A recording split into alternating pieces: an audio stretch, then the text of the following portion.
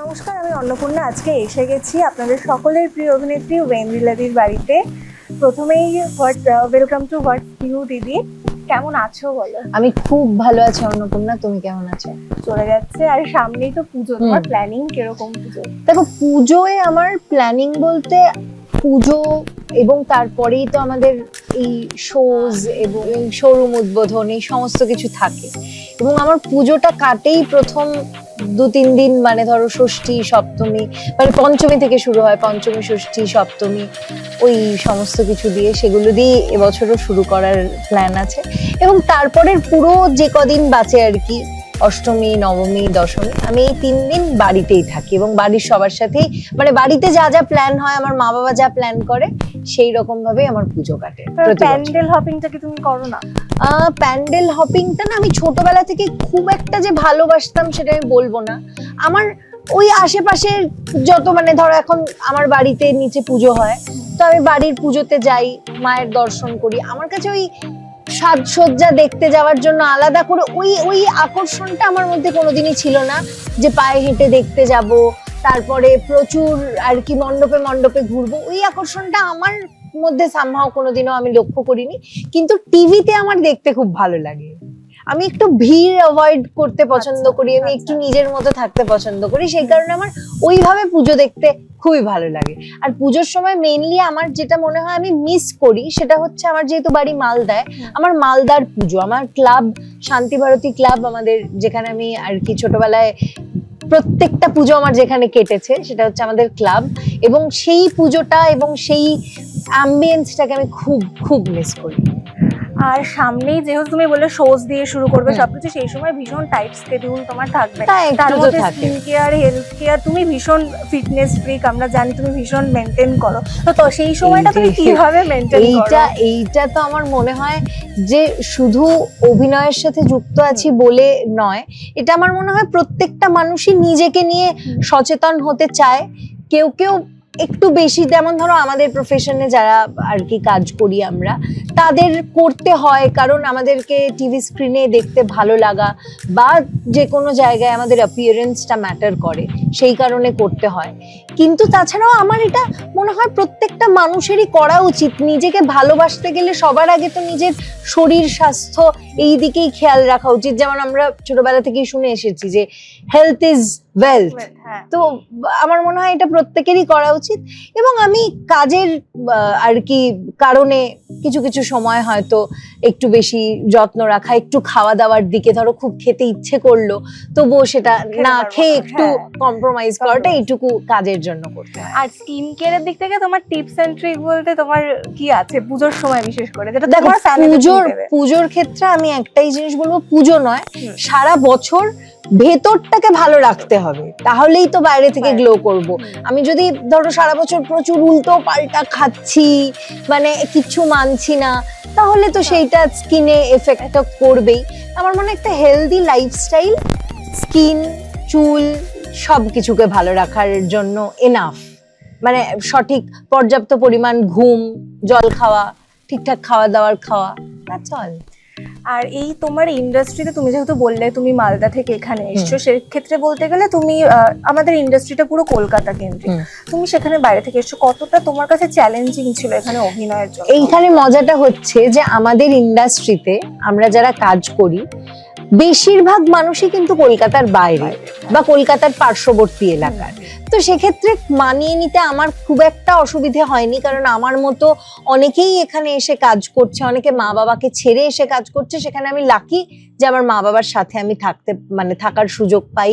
আমার মা বাবা এখনো আমার প্রত্যেকটা ডিসিশন মেকিং বলো বা খাওয়া দাওয়ার মানে যত্ন আত্তি বলো, সবটাই আমার মা বাবা এখনো অবধি করে, তো সেক্ষেত্রে আমি ব্লেসড। আর তোমার অভিনয়ের জার্নিটা যদি আমি বলি, সেটা শুরুটা কিভাবে? দেখো, আমার অভিনয়ের জার্নি শুরু হয় 2017 সালে স্বপ্ন উড়ান বলে একটা ধারাবাহিকের মাধ্যমে, স্টার জলসায় যেটা প্রকাশিত হতো আর মানে দেখানো হতো আর কি। তো সেইখান থেকে আমার জার্নি শুরু, এবং তারও আগে যেটা দিয়ে আমার জার্নি শুরু সেটা হচ্ছে একটা বিউটি পেজেন্ট। সেই বিউটি পেজেন্টে আমি আর কি জিতি, এবং তারপরে সেখান থেকে হোর্ডিং হয়। হোর্ডিং হওয়ার পরে যেমন একটা বড় ব্র্যান্ডের সাথে অ্যাসোসিয়েটেড থাকলে অনেক মানুষের কাছে নাম পৌঁছে যায়, সেরকম আমার নামও পৌঁছে গেছিল। এবং সেখান থেকে আমার কাছে অডিশনের জন্য কল আসে, আমি অডিশন দিতে যাই এবং সেই অডিশন ক্র্যাক করি। প্রথম যে অডিশনটা দিয়েছিলাম সেই অডিশনে একটা অন্যরকম রিকোয়ারমেন্ট ছিল যে একটু আমাকে হেলদি হতে হবে বা একটু মানে আমাকে যেন একটু ফুলার লাগে দেখতে। তো সেই সময় আমি আরো যেহেতু স্কিনি বলা যেতে পারে, আমার তখন একদম 18 বছর বয়স, তো যা হয় মানে সেই চেঞ্জ বা সেইটা আমার মধ্যে তখনও আসেনি বলে আমি ওই চরিত্রটা করতে পারি না। কিন্তু তার ইমিডিয়েট তখন পরেই চলে যাচ্ছে আমার প্রথম যে ওটাকে ঠিক করা যাবে না, কাটা যাবে না তো? সেটা সুশান্ত না, দাসের দুটো হাত ধরে জায়গার ফুটেজ নিয়ে Boyhood তখন main, আর কি তোমার দিকে তুমি একটু Boyhood মাঝে মাঝে cinema ওটাতে দুটো ছিল। ছিল। বয়হুডের হাত ধরেই আমার আর কি প্রথম টেলিভিশনে কাজ করা।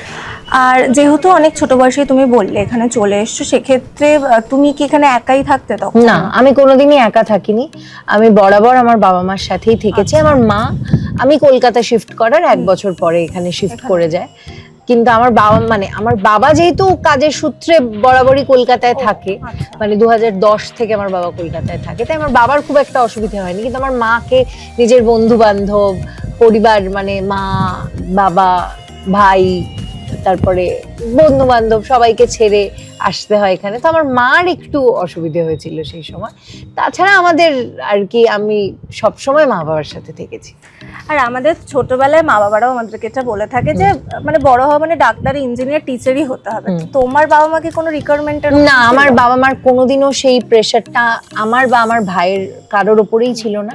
আমার বাবা মা আমাদেরকে শুধু একটাই কথা ছোটবেলা থেকে বলতো যে তোমরা যাই কাজ করো না কেন ডেফিনেটলি কাজ করতে হবে, কিন্তু ভালো মানুষ হবে। যেখানেই কাজ করো না কেন সেখানে যেন তুমি সেই যে মানে নিজের ক্ষেত্রে একটা মার্ক রাখতে পারো, সেটা তোমাকে মানুষ যেন ভালো মানুষ হিসেবেই দেখে, মানুষ হিসেবে ট্রিট করে, মানুষ হিসেবে সম্মান পাও, সেইটা সবসময় নজর রেখো। এবং সেই চেষ্টাই আমার এখনো জারি রয়েছে, আমি সেই চেষ্টাই করছি। যেহেতু তুমি বললে যে তোমার ফ্যামিলি পুরোপুরি মালদাতে, তো তোমার কি জয়েন্ট ফ্যামিলি? আমার জয়েন্ট ফ্যামিলি নয়, আমার 2 জেঠুরা আছে।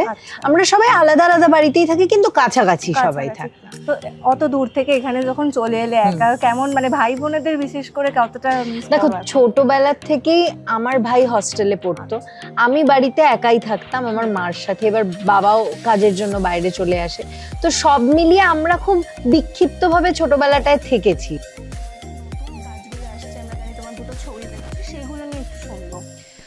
আমার প্রথম ছবি লাজ্জ এবং দ্বিতীয় ছবি যেটা আসবে সেটা হচ্ছে ঠিক সন্ধে নামার আগে। তো প্রথমেই লাজ্জোর কথা বলবো। লাজ্জ অ্যাকচুয়ালি যে কনসেপ্টটা, সেটা প্রথমে আমি এবং আমার যে ডিরেক্টর, উনি আমাকে প্রথম গল্পটা যখন শুনিয়েছিলেন, তখন ইনিশিয়ালি ওটা একটা আমরা শর্ট ফিল্মের প্ল্যান করছিলাম আর কি। মানে উনি আমাকে বলেছিলেন যে আমরা এইভাবে করব।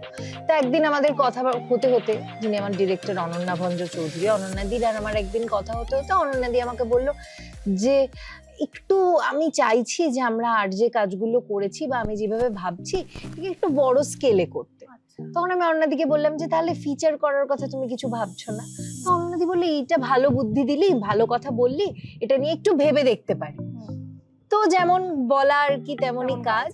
তো অনন্যাদি আর কি এটা নিয়ে যখন আর ভাবলো, ভেবে এটা নিয়ে অনন্যাদির যে রাইটার্স এর টিম আছে তাদের সাথে বসে পুরো ব্যাপারটা প্ল্যান করা, এবং ফাইনালি আমরা 2024-এর মার্চে এই ধরো এই কনভারসেশনটা করেছিলাম। আর আমরা ফ্লোরে গেছি মোটামুটি পুজোর পরে, আগের বছর পুজোর পরে আমরা প্রথম ফ্লোরে যাই।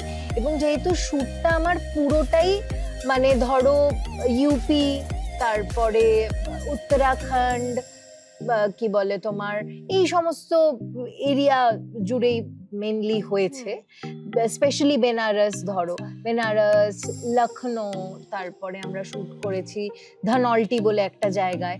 তো এই সমস্ত জায়গাগুলোই ইটসেলফ এত সুন্দর, মানে খুবই ভালো ভালো কিছু দৃশ্য এবং একটা বড় স্কেল মানুষের সামনে, মানে একটা বড় মানে গ্র্যান্ডার, যেমন শুধু ঘরের মধ্যের গল্প নয়, একটা ট্রাভেল দেখানো হবে।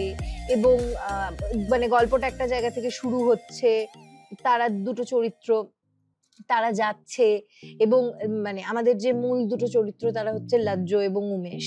তো এই লাজ্জো উমেশের যে পুরো জার্নিটা, তারা কিভাবে ভালোবাসছে দুজন দুজনকে বা তাদের অ্যাক্সিডেন্টালি কিভাবে ভালোবাসাটা হয়ে যাচ্ছে, এই পুরোটা জুড়েই কিন্তু লাজ্জো গল্পটা। এবং তার মধ্যেও আরো অনেক টুইস্ট এন্ড টার্নস রয়েছে। লাজ্জো কি আসলে, লাজ্জো কিভাবে আর কি উমেশের কাছে পৌঁছলো বা লাজ্জোর জীবনে ভালোবাসাটা সে কিভাবে ফিল করলো, এটা কিন্তু পুরোটাই আমরা লাজ্জোতে দেখতে পাবো। আর একটা ঠিক সন্ধে নামার আগে, এবার ঠিক সন্ধে নামার আগের কথা বলতে গেলেও আমরা একটা অসাধারণ লোকেশনে শুট করেছি। সেটা হচ্ছে টুমলিং বলে একটা জায়গা আছে, সান্দাকফু যেতে পরে ওটা, মানে ওই পুরো যে জার্নিটা, ওই জার্নিটা আমার কাছে খুবই স্পেশাল, কারণ আমি ভীষণ পাহাড় ভালোবাসি। আমার দুটো ছবিতেই পাহাড় আছে, ধানলটিতেও আমরা পাহাড় পেয়েছি লাজ্জোর সময়, এবং টুমলিং আমার মনের খুব খুব খুব কাছের একটা জায়গা, কারণ টুমলিং এ গিয়ে আমি নিজেকে অনেকটা ডিসকভার করেছি। আমি প্রথমবার মানে ধরো শুটিং এর পরে আমাদের ডে লাইট প্যাক আপ হয়ে যেত এভরিডে, তো শুটিং এর পরে যে আধ ঘন্টা 1 ঘন্টা সময়টা বাঁচতো, তো আমাদের এরকম একটা ছোট্ট টিম হয়ে গেছিল যারা আমরা, যেহেতু অনুভব আর কি ও আমার সাথে রয়েছে ছবিটায়, এবার আমরা দুজন যেহেতু আগেও কাজ করেছি, তো সেক্ষেত্রে আমি, অনুভব, আমাদের আরেকজন বন্ধু, এরকম আমরা 2-3 জনের একটা টিম মিলে না মানে একটু হাইকিং করতে বেরোতাম আর কি।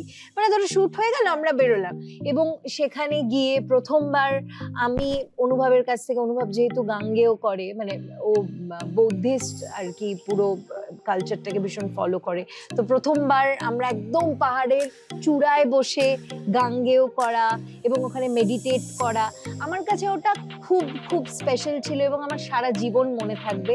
এবং সন্ধে দেখা, ঠিক সন্ধে নামার আগে ছবি করতে গিয়ে, ঠিক সন্ধে নামার আগে একটা পাহাড়ের চূড়ায় পৌঁছানো এবং সেখানে বসে জাস্ট ঝুপ করে সন্ধে নেমে মানে নামাটা দেখা, ওটা আমার কাছে খুব সারিয়াল একটা মানে এক্সপিরিয়েন্স, এবং আমার খুব ভালো লেগেছে এই এক্সপিরিয়েন্স।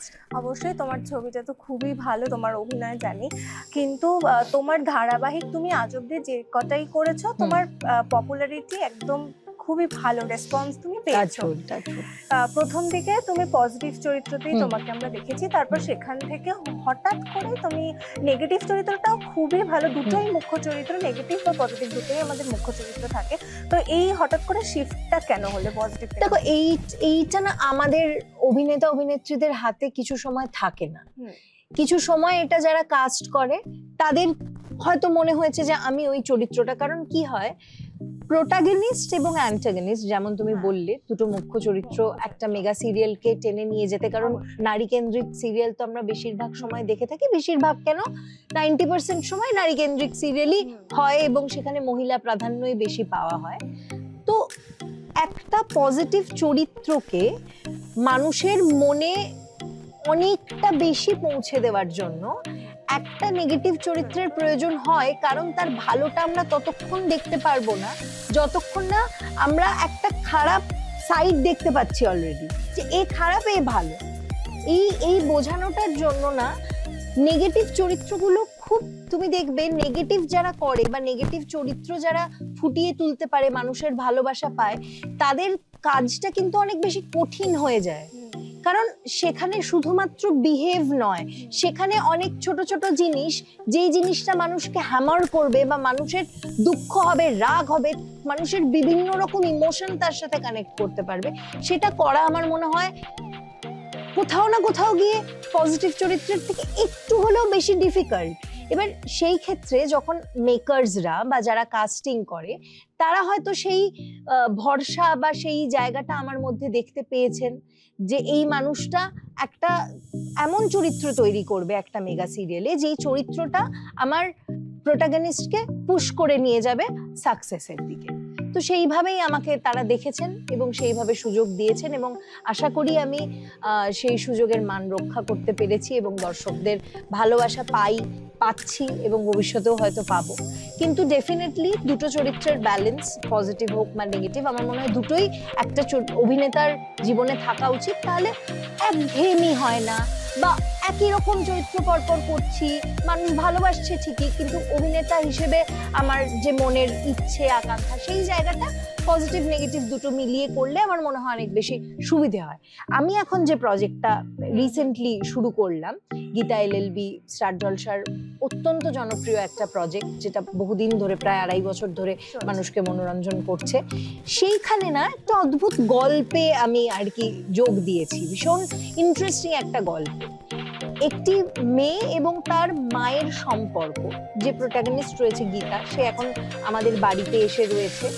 তো তাদের একটা অদ্ভুত মা মেয়ের সম্পর্ক, এই সম্পর্ক আমরা অনেকেই এক্সপিরিয়েন্স করি, কিন্তু সমাজের ভয়ে, সোসাইটির ভয়ে আমরা হয়তো বাইরে ভীষণ ভালো সম্পর্ক দেখাই, কিন্তু এই ঘটনা বা এইরকম সম্পর্ক শুধু মা মেয়ে নয়, অনেক সময় বাবা মেয়ে, বাবা ছেলে, আমরা হামেশাই দেখতে পাই, আমাদের আশেপাশে একটু চোখ ফেরালেই দেখতে পাই আমরা।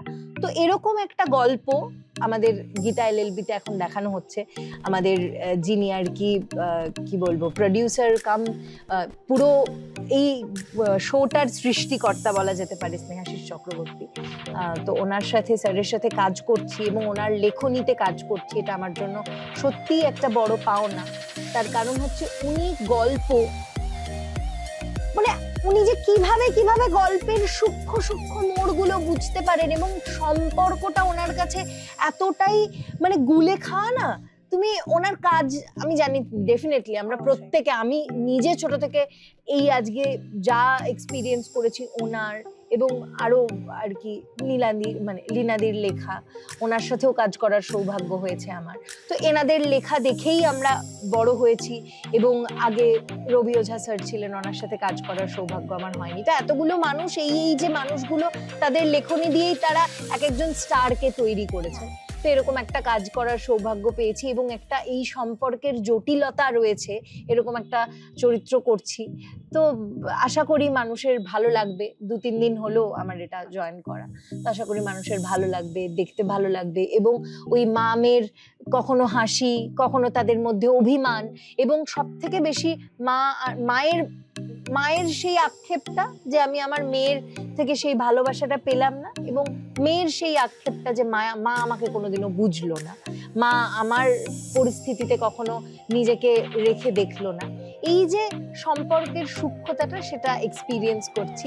এরপরে আরো বেশি দিন গেলে তোমাদের সাথে আরো বেশি শেয়ার করতে পারবো যে চরিত্রটা করে কেমন লাগলো, কিন্তু যা আমি এতদিন করছিলাম তার নেগেটিভ চরিত্র বলতে যে কোনো সিরিয়ালের সময় মানুষ খুব বেশি রিলেট করে ফেলে। অনেক সময় নেগেটিভ চরিত্র যিনি করছেন তাকে পার্সোনাল লাইফেও অনেকটা হেট নিতে হয় বা ট্রোল করতে হয়, সেটা তুমি কিভাবে হ্যান্ডেল করো? দেখো, সেক্ষেত্রে আমি আবারও বলবো যে আমি খুব লাকি যে আমার দর্শকরা যারা আমার করা চরিত্রগুলো দেখেন, তারা না হয়তো সেই মুহূর্তের জন্য সে তার মধ্যে গা ভাসিয়ে দেয়, কিন্তু thanks to my journalist friends এবং তোমরা যারা রয়েছো, যারা আমাদের পর্দার বাইরেও আর কি প্রচারে সাহায্য করো এবং আমাদের ইন্টারভিউজ নাও, এবং বিভিন্ন শোজ বা বিভিন্ন জায়গায় যখন যাই, তারা না বুঝতে পারে, মানুষ তো সবাই দিনের শেষে, তারা না বুঝতে পারে যে এই মানুষটা যতটাই অভিনয় মানে আমরা রাগ করি না কেন, যাই আমাদের মনে হোক না কেন,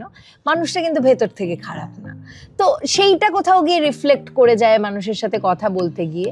তো সেই কারণেই এই ধরনের কোনো নেগেটিভ কমেন্টস কিছু কিছু সময় তো ডেফিনেটলি আসে, সেটা একটু বলতে পারো ইগনোরই করি। কিন্তু আবার কখনো কখনো এরকম ধরো চরিত্র নিয়ে লিখছে, সেটা ভালোও লাগে, যে মনে হয় যে না, যে অভিনয়টা করছি, যেটার জন্য এত কষ্ট করা, এত সাধনা, এত সবকিছু, এত স্যাক্রিফাইস, নিজের বাড়ি সবকিছু ছেড়ে এইখানে এসে একটা অন্য শহরে এসে একটা জার্নি, সেইটা কোথাও গিয়ে মনে হয় যে সাকসেসফুল হচ্ছে, মানুষের ভালোবাসা পাচ্ছি। অবশ্যই। আর একটা জিনিস আমরা আমাদের টলিপাড়ার ইন্ডাস্ট্রিতে যেটা খুবই শুনে থাকি, যে লবি হয় এখানে, বা পরিচালক বা কারোর সাথে ঘনিষ্ঠ সম্পর্ক থাকলে সে তবে একটা মুখ্য চরিত্রে পার্ট পাবে। এরকম কি কখনো তোমার এক্সপিরিয়েন্স হয়েছে? দেখো, টেলিভিশনের ক্ষেত্রে যারা আর কি কাস্টিং এর দায়িত্বে থাকেন, এবং যারা টেলিভিশনের আমাদের যারা মানে টিভির ইপি যারা হয়, তারা প্রত্যেকেই মহিলা। এবং টেলিভিশনে একটা মজা হচ্ছে যে মহিলাদের দ্বারাই না এই পুরো মানে সেক্টরটা পরিচালিত হয়। তো সেক্ষেত্রে টেলিভিশনে এই ধরনের লবি বা এই ধরনের কিছু আমি এখন অব্দি এক্সপিরিয়েন্স করিনি। তবে হ্যাঁ, ডেফিনেটলি মানুষের সাথে মানুষের ভালো সম্পর্ক আমি সবসময় মনে করি যে একটা ভালো সম্পর্ক মানুষকে একটু এগিয়ে কোথাও না কোথাও তো রাখেই। কারণ আজকে তোমার সাথে আমার ভালো যদি সম্পর্ক হয়, ধরো তুমি কোনো একটা কাজ করছো নতুন, সেক্ষেত্রে তোমার কিন্তু আমার কথাটা একবার হলেও মনে পড়বে যে না, ও তো এটা করতে পারবে। তো আমার মনে হয় সম্পর্ক ভালো রাখাটা তো সব, মানে সেটা শুধু আমাদের ইন্ডাস্ট্রি বলে না, যে কোনো জায়গাতেই সেটা ম্যাটার করে, ডেফিনেটলি ম্যাটার করে। কিন্তু এই যে বললে ঘনিষ্ঠ সম্পর্ক, আমার সেটা মনে হয় না। কারণ প্রত্যেকটা প্রযোজক অনেক অনেক টাকা ইনভেস্ট করেন তো এই প্রজেক্টগুলোর পেছনে।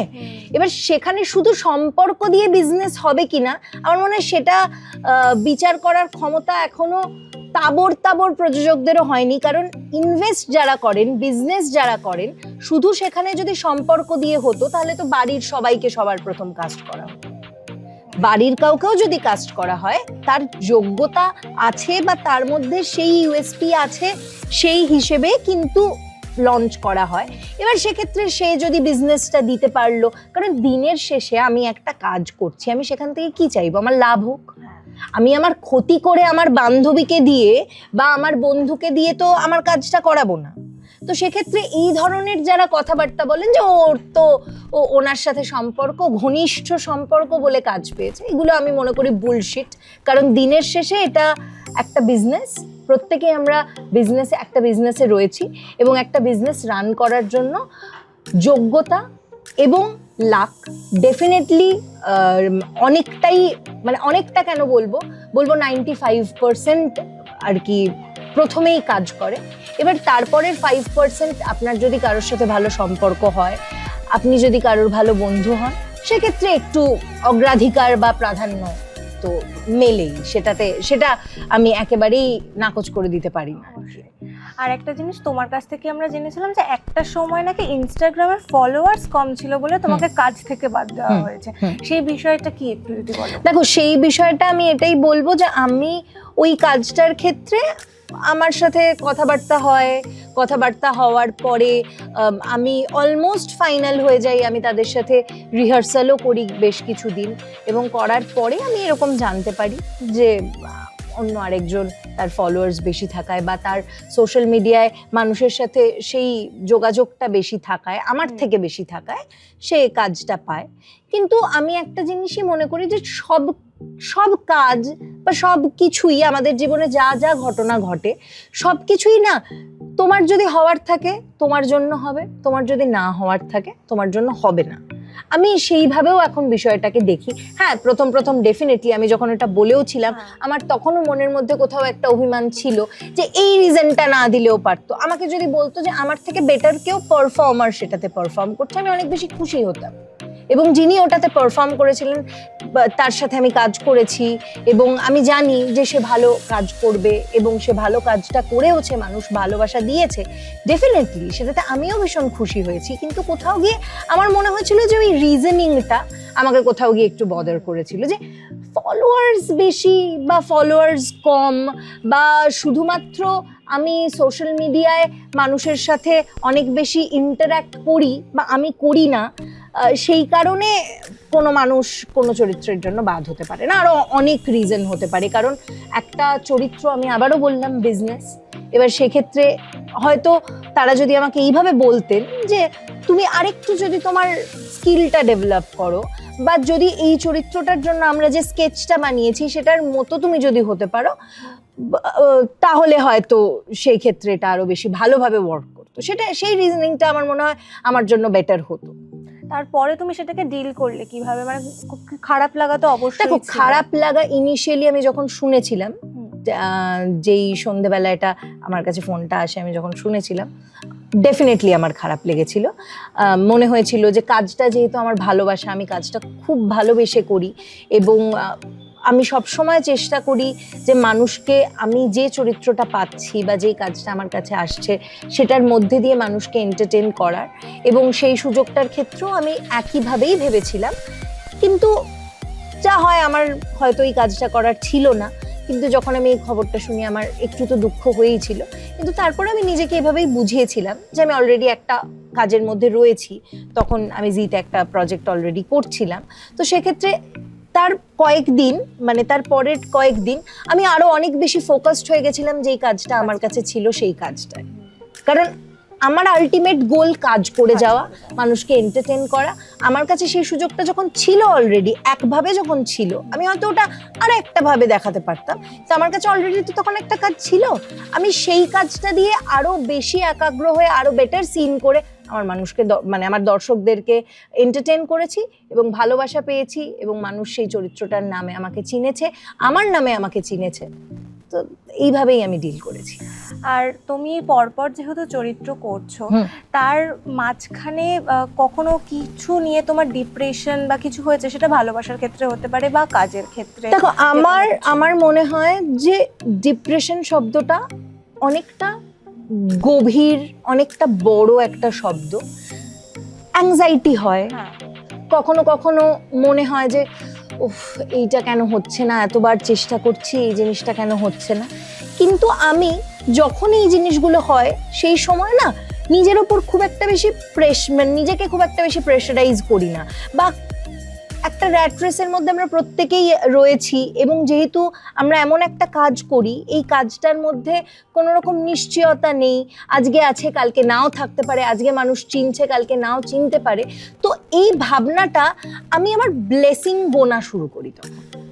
আমি তখন ভাবি যে আমি কি কি পেয়েছি, আমি যেখানে ছিলাম, আমার যা লাইফস্টাইল ছিল, সেখান থেকে আমি একটা জায়গায় এসছি, নিজের কাজ করেছি, নিজের একটা বাড়ি তৈরি করতে পেরেছি, আমার বাবা মাকে আমার সাথে রাখতে পেরেছি, আমরা একসাথে ভালো আছি, আমি এখনো বাড়ি ঢুকে আমার মানে চাইলেই আমার মার সাথে সময় কাটাতে পারি। এইগুলোও না অনেক মানুষ পায় না, কাজের জন্য নিজের পরিবারের থেকে অনেক দূরে, নিজের পরিবারকে পরিচয় করাতে পারে না, নিজের বাড়ির লোকজনের সাথে সময় কাটাতে পারে না, একটা মেয়ে কি দুনিয়া নিজের একটা রকম তৈরি করে লোকের সামনে দেখাতে হয়, আমাকে তো সেগুলো করতে হয় না, আমি তো ভালো আছি। হ্যাঁ, আমি হয়তো আরো বেশি ভালো কিছু করার প্রচেষ্টা করছি, সেটা হয়তো কখনো হচ্ছে কখনো হচ্ছে না বা হবে, এইটা না আমি কখনো ভুলে যাই না। তো সেইভাবেই যখন এই ধরনের পরিস্থিতি আসে, অ্যাংজাইটি বলো বা ওই ধরনের মানে ডিপ্রেসডও কখনো যদি নিজেকে মনে হয়, তো তখন আমি নিজের এই ব্লেসিংগুলো সবসময় কাউন্ট করি এবং সবসময় ভাবি যে আমি যেটা করছি সেইটা যেন আমি আমার 100% দিয়ে সবসময় করতে পারি, এবং যেন টেকনিক্যালি করতে পারি। এরকম নয় যে আমি শুধু চেষ্টা করেই যাচ্ছি কিন্তু সঠিক যেভাবে করলে পাওয়া যাবে সেটা করছি না, আমি সেইটা সবসময় খুঁজতে থাকি যে আমার তাহলে কিছু তো মিসিং হচ্ছে, এই জিনিসটা করলে হয়তো ওটা বেটার হবে। আমি তখন নিজের মাইন্ডটাকে সম্পূর্ণভাবে সেই দিকে আর কি লাগিয়ে দিই, মানে সেই কাজে লাগিয়ে দিই, তাহলে আর ফাঁকা মাথা থাকলো না, আমার দুশ্চিন্তা আসার হলো না, চিন্তা থাকলো কিন্তু দুশ্চিন্তা থাকলো না, এইভাবে আমি পুরো ব্যাপারটাকে ডিল করি। আর জীবনে তো আমাদের প্রত্যেকেরই ভালোবাসা একবার না আসেই, তোমার কখন মানে? আমার জীবনেও এসছে, ডেফিনেটলি আমার জীবনেও এসছে, এবং আমার জীবনে যেই মানুষেরা এসেছেন তারা আমার জীবনে খুব ভালো কিছু স্মৃতি আমাকে দিয়ে গেছে, এবং তাদের সাথে ভালো স্মৃতিগুলো নিয়েই আমি থাকি, এবং যখন আমার মনে হয়, আমার মনে পড়ে সেই জিনিসগুলো, আমি শুধু ভালো জিনিসগুলোই ভাবতে চেষ্টা করি। সেটা কি একতরফা ভালোবাসা নাকি? না, একতরফা ভালোবাসা নয়। একতরফা ভালোবাসা হলে হয়তো এতগুলো কথা মানে স্মৃতির কথা বলতে পারতাম না, কারণ স্মৃতি তার সাথেই তৈরি হয় যার সাথে তোমার একটা বন্ডিং, একটা কানেকশন থাকে। তো আমার ক্ষেত্রেও সেই জিনিস হয়েছে এবং আমি সেটা এক্সপিরিয়েন্স করেছি, এবং আমি আমার প্রায়র রিলেশনশিপস থেকে অনেক কিছু শিখেছি, মানুষ হিসেবে ইভলভ করেছি, এবং আমি এখন অনেকটা বেশি আমার নিজের মনে হয় এবং আমার পারিপার্শ্বিকের সবার কাছ থেকে আমি শুনি যে আমি অনেকটা বেশি ম্যাচিওর হয়েছি। ধরো আজ থেকে 5-6 বছর আগে আমি এই কথাগুলো বলতে পারতাম না, বা এই যে এইভাবে ডিল করি যে কোনো সিচুয়েশন, যে কোনো পরিস্থিতি খারাপ ভালো মিলিয়ে, সেটা হয়তো আমি এখন বলতে শিখেছি, করতে শিখেছি, বেশি মানে বলবো করতে শিখেছি, বলার থেকেও বেশি নিজের জীবনে অ্যাপ্লাই করতে শিখেছি। যদি তুমি আগামীতে কোনো রিলেশনশিপে যাও, সেটা কি তুমি পাবলিক করবে নাকি প্রাইভেট রাখারই চেষ্টা করবে? আমার একটা মানে নিজের মনে মনে একটা ভাবনা সবসময় আছে যে আমার সম্পর্ক, সেটাতে আমি যতক্ষণ না অবধি একদম শিওর যে এই মানুষটার সাথে এবার আমি একই ছাদের তলায় থাকতে শুরু করব। ততক্ষণ অবধি আমি ওই শো অফ করার জন্য মানে আর কি Social পাবলিক media-তে। করতে চাই না, একদমই চাই না। এবং আমার মনে হয় সেই সময় আসলে সেটা নিজেই হয়ে যাবে। ওটার জন্য আলাদা করে কোনো প্ল্যানিং, কারণ আমি তো এটা তো আমার জীবনের একটা মানে কি বলবো বিজনেস নয় যে আমাকে এটা মানুষকে দেখিয়ে সেখান থেকে কিছু আর্ন করতে হবে। আমি এখান থেকে একটাই জিনিস আর্ন করতে পারি, সেটা হচ্ছে আমাদের ভালো থাকার জন্য মানুষ আমাদেরকে ব্লেস করবে এবং মানে ব্লেসিংস পাবো মানুষজনের কাছ থেকে। এবং আলটিমেটলি আমরা যারা একসাথে থাকবো, আমি আমার পার্টনার, আমার বাবা মা, তার বাবা মা, যারাই থাকুন একসাথে ভালো থাকবো। আমি এইভাবে দেখি পুরো বিষয়টাকে। এটা আমার কাছে একটা প্রজেক্ট নয় যে একটা প্রজেক্ট, আমি এই প্রজেক্টটার পেছনে এরম এরম ভাবে ওয়ার্ক করব এবং এই প্রজেক্টটা থেকে আমি এটা গেইন করবো। আমি এইভাবে দেখি না। আমার কাছে সম্পর্ক মানে ভীষণ নিজের। আমার কাছে আমি ভীষণ পজেসিভ একজন মানুষ। আমার কাছে আমার সম্পর্ক, আমার বন্ধুত্ব, আমার বাবা মা সবকিছু ভীষণ আমার নিজের। আমি সবসময় সবকিছু আমার পার্টনারের সাথে, সে আমাকে ভালোবেসে ধরো একটা ফুল কিনে দিল বা একটা নতুন নামে আমাকে ডাকলো, এইগুলো আমি চাই না সামহাও যে এটা সবার সাথে শেয়ার করতে। এটা আমার, এটা সবার নয়, এটা সবার জন্য নয়। হ্যাঁ ডেফিনেটলি যদি এরকম কোনো ভালো জিনিস, তার অ্যাচিভমেন্ট বা আমার অ্যাচিভমেন্ট, ডেফিনেটলি সেটা শেয়ার করে নেবো, বা আমাদের একসাথের কোনো অ্যাচিভমেন্ট, সেটা আমার ভালোবাসার মানুষ, আমার দর্শকরা, আমি তো তাদেরকেও শেয়ার করি না। মানে তাদের, আমার দর্শকদের ভালোবাসাটাও আমার ভীষণ একার। আমি ওটা নিজে অর্জন করেছি, আমি সেটা নিজে এনজয় করি। এরকম নয় যে মানে তাদেরকে আমি আর কি কি বলবো যে না ঠিক আছে ভালোবাসছে তো কি হয়েছে। আমার সবটাই আমার কাছে এরকম ভাবে আমি দেখি, আমার কাছে সবটা ভীষণ পার্সোনাল। এবং আমি এখনো অবধি চেষ্টা করি মানুষ নিজেদের সোশ্যাল মিডিয়ার পেজ বা ধরো বিভিন্ন হ্যান্ডেল কাজের জন্য অন্য কাউকে দিয়ে অপারেট করায় বা অন্য কেউ হ্যান্ডেল করে, আমি এখনো অবধি সবটা নিজে হ্যান্ডেল করি। এবং আমাকে যারা যারা মেসেজ করে, আমার সাথে যারা কথা বলতে চায়, আমার সাথে যারা কানেক্ট করতে চায়, আমি পার্সোনালি তাদেরকে রিপ্লাই করি, তাদের সাথে কথা বলি। এবং এই মানে করতে গিয়ে আমার বহু মানুষের সাথে পরিচয় হয়েছে যারা ধরো লাস্ট 7-8 বছর ধরে আমার সাথে আছে, রোজ আমাকে নিয়ে পোস্ট করে, রোজ আমি একটা চরিত্র করলে বা আমি একটা ছোট্ট থেকে ছোট কাজ করলেও তারা আমাকে অ্যাপ্রিসিয়েট করে, আমার পাশে থাকে, আমি তাদের সাথে কথা বলি, তাদের সাথে রেগুলার যোগাযোগের মধ্যে আছি, তারা আমাকে জানায়, আমি তাদের সাথে কথা বলি। এইভাবেই সম্পর্ক হয়ে গেছে আমার অনেকের সাথে। এই যে ইন্টারভিউটা দিলাম সবার নিশ্চয়ই ভাল লেগেছে, সবাই দেখেছেন। তাহলে চোখ রাখতে কিন্তু ভুলবেন না হোয়াটস নিউতে, কারণ হোয়াটস নিউ নামটার মধ্যেই নতুনত্ব আছে এবং নতুনত্ব বিভিন্ন কন্টেন্টের জন্য কিন্তু ওদের পেজের দিকে নজর রাখতে হবে এবং ওদের সাথে থাকতে হবে। সকলে ভালো থাকুন, সুস্থ থাকুন। Like, share and subscribe. Hit the bell icon so you don't miss out. Let us know in the comment what you think.